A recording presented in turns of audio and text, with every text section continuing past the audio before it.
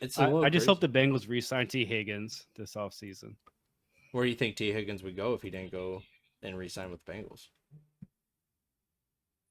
Well, if he doesn't, I would hope he go to the Patriots because It's Jesus Christ, it didn't need weapons. yeah, you know who I think he'd go to? Who? Maybe a team like the Cardinals. Cardinals could use him. And that leads me Cardinals to my do next need him. game. Maybe the Bears. You and I both Mm-hmm. predicted Texans were Mm-hmm. going to win. Yeah, he'd be good on the Bears. He'd be good on the Bears. Mm-hmm. Huh? Huh? Mm-hmm. Mm-hmm. Huh? No. You and I both predicted that the Texans were going to win. 31 to zip by you, 34-13 by me. Texans ended up winning a close one, 21 to 16. So someone commented on our most recent YouTube Yeah. video, our short that we posted, saying that guy don't know what he's talking about with Kyler coming back. They ain't getting shut out. Do you have a response to Nah, I don't care, man. that? I don't. I think the Cardinals honestly got lucky with C.J. Stroud playing probably one of his worst games. Hmm. He had 336 yards passing, 2 touchdowns, but he also had 3 interceptions. So it was his most turnover heavy game, right? Because before this, he only had 1 interception, and then he comes out with three. It's hard to win with multiple turnovers like that. So the Texans almost got lucky Hmm. that they weren't playing a better offense because if they're playing a better offense with those 3 turnovers, I think it's a different ball game and the Texans loss. Yeah, I agree. You know, Devin Singletary ate it up, Yeah, 22 he sure did. carries, 112 yards, 1 touchdown. Averaging So he had 5.1. himself a hell of a fantasy day. Yep, Yep, and don't forget his two hell of a receptions fantasy for day. 6 yards. Yeah, so he had 20 plus fantasy points. Yep. Tank Dell, 8 receptions, 150, and a tutty. Hmm. So that's almost 30 points right there Yep. as well. Nico Collins had a solid day, 7 catches, 65 yards. So he got you about 13 points, 13 and a half points, which isn't bad. Hmm. Not great, not bad, but right there in the middle. Yep. Something that you're happy with, but you're not angry with. And after that, it kind of drops off because Robert Woods, five for 10-9. 44. Dalton Schultz saved his fantasy day with that touchdown Yep, he sure did. because he had 2 catches for 32 yards. So right there, that's 5.5 points almost, and then that tutty bumped him up to 11 and a half. So pretty solid for a tight end day. Yep. I'm actually deciding between Dalton Schultz and Evan Ingram for the rest of the year since Mark Andrews is out. I think I'm gonna lean Evan Ingram, So but that's maybe something I Dalton Schultz. wanted to I say don't was know. the Texans came out and said that they were going to be working on getting Schultz more targets as well. Yeah, uh, but my thing is just because they say that doesn't mean they're going to, so it True. makes me nervous True. to play that and kind of hinge his performance or starting him on the word of them. Yeah. Whereas Evan Ingram's been pretty solid all year round. We know he's going to get the targets and the work. Well, You know, when Dalton Schultz, it's just more of like a wait and see. like when CJ Stroud's passing it down to their tight end, Schultz, um, he's much more efficient and he's taking advantage of those free yards. And I think that's a big thing that like CJ Stroud specifically needs to work on. But you and I have been saying this for the last 3 weeks, and it seems like the media is finally catching up to what we were saying. CJ Stroud for MVP. Yeah, man. Hold on, I gotta look this up because I wonder if a rookie's ever won NFL MVP. While you're looking that up, I'll go ahead and start diving into the Cardinal stats a little bit. Okay. Kyler Murray, 214 yards, 1-to-1 TD pick ratio. Oh, James Conner had himself an okay day. Um, you know, 14 carries, 62 yards, but don't forget Kyler Murray had 7 carries, 51 yards, and a TD on the ground. So he got like 265 yards and 2 TDs and a pick. So you're looking at a pretty solid QB performance. In all honesty, I think it's about 18 to 20 points. Um, but Greg Dortch was the wide receiver that you had a lottery pick, and Trey McBride went out and had a good week again. He had 9 points. So, solid at tight end, nothing great, but he had 7 targets, 5 receptions, 43 Hmm. yards, no TDs. If he had a TD, you're talking about a really good week. I still think he's a staple start at tight end at this juncture. I still think he's a top 10 tight end for fantasy. Yeah, he still got 7 targets. I mean, Yep. So, he's getting those looks. Greg Dortch, if that was the Cardinals wide receiver that you decided to put all your chips on black on, then congratulations. Uh, you went and got yourself 13 points. But, in all seriousness, do you start any of these Cardinals wide receivers from here on out? Not comfortably.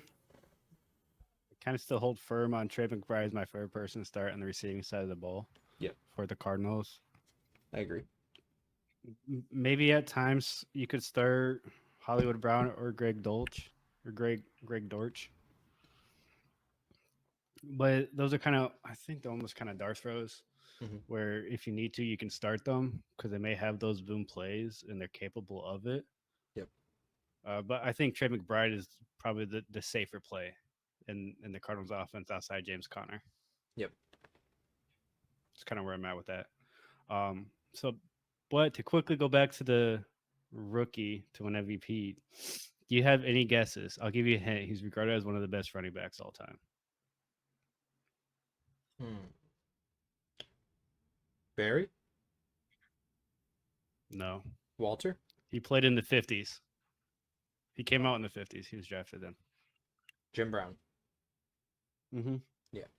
Yeah, I knew that. I knew that. 1957. Fuck. I don't know why I didn't guess that immediately. Is he the only rookie to ever do it? The only rookie. Terry Wynn. Yeah, that year he had 942 yards on 202 carries with 9 touchdowns in 12 games. And he also had 16 catches for 55 yards and a touchdown. Yep. And then returned 6 kicks for 136 yards. Yeah. And that was his lowest rushing total of his entire career Yep. for a year, Jim Brown was which is crazy. dominant. Jim Brown was dominant. I mean, at this juncture, it's projected that CJ Stroud, if he maintains the rate that he's been performing at this season, he'll have 5,035 yards, 29 TDs, 9 interceptions, with a 99.3 QB rating. Yeah. So, What argument? Okay, so if you think there's an argument, what argument do you think would be made against him? not enough touchdowns. Not enough. Okay, I, so do you think he would need to get to like the 40 for them not to be an argument against him? yeah. Yeah, because he's got 2 touchdowns on the ground, right? So, Mm-hmm. and 17 through the air. It doesn't help that he has 2 fumbles as well. So 6 total turnovers on loss, because he only lost 1. But so Right. he's at 19 over 6 total. He's not really the rushing type of QB. He's just not.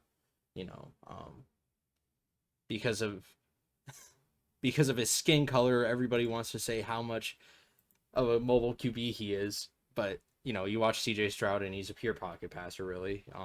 He has a little bit of agility, but um, you know, He can the extend stereotype. plays if he needs to. Exactly. He can. And it's just one of those things where it's like, you watch him play, he's actually just a pure pocket passer. He can extend plays as Mm-hmm. needed, but you don't want to, if you're the Texans, you're trying not to get CJ Stroud on his horse very often. Um, because if he gets a clean pocket, he's going to shred defenses, and Yeah. that's what that is. That's where he's really excelling at. Is finding those receivers down the middle or deep down the field. For a 40-yard bomb. Yeah, and I think honestly, if he gets 35 touchdowns, that's where you can be like, okay,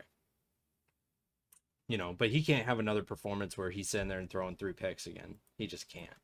Um, Right. Moving forward on the Texans schedule, they got the Jags, Broncos, Jets, Titans, Browns, Titans, Colts.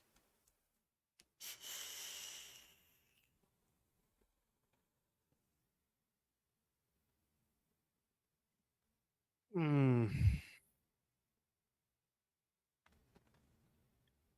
So for the Texans, Oof. Texans are a team that I would love just to see them make the Super Bowl. Honestly, I Hmm. think it would just be such a fun storyline and almost like a meme storyline Yeah. because it's just because so many people wrote them off at the beginning of the year. Even last at the end of last year, so many people just automatically wrote them off. Yeah. And then after seeing all the moves they made, they still wanted to write them off. Even now, people still want to hate on them and write them off and say that that they're not going to make it anywhere in the playoffs. Where I think that they very realistically could. Yep. They could make a deep playoff push. Um, I wouldn't be surprised if they make a title game, but I don't expect it. I think they kind of stop at the divisional round. That's where things kind of end for them. I think Hmm. make it that far. Sh- make it into the playoffs as a whole, as even if it's a wild card, right? I think is a major improvement. Even if they don't make the playoffs, still major improvement on last year. Hmm. Um, but I I think think their that they'll playoff make the caliber playoffs. team. Yeah, no, that's what I'm saying. I think they're a playoff caliber team. I think they have what it takes to make a push in the playoffs and be competitive. I just don't think they're going to make it to the Super Bowl Neither do I. quite I yet. think that they're a divisional like team, but they're young too. That's what Yeah, you so got in to the keep in next mind. couple years, I think they could make the Super Bowl Hmm.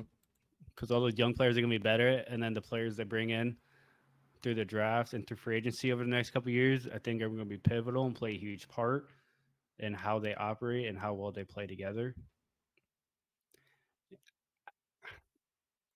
I think they're just going to keep going on, man. I love the Texans. I love what they've done. They're becoming like one of my favorite team to watch just because Yeah. I love rooting for them.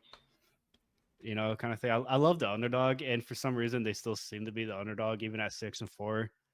But I think they've Yeah. earned not to be the underdog even anymore, but yet they are. But I'm really excited to see this Jags game, to watch this Jags game this coming week, Me because it too. is going to be massive for them. That could potentially decide the division winner. I think. Now, obviously, for the division winner, both teams would have to win out for this game to really matter that much. I was trying to look at the standings real quick. 7-3 to 6-4. Yeah. So if the Texans win, they're both 7-4, right? So then, assuming the Texans win out and assuming that the Jags win out, then we're talking Texans win because of that Went earlier in the season against the tiebreaker. Jags. Yep. Yeah, that tiebreaker.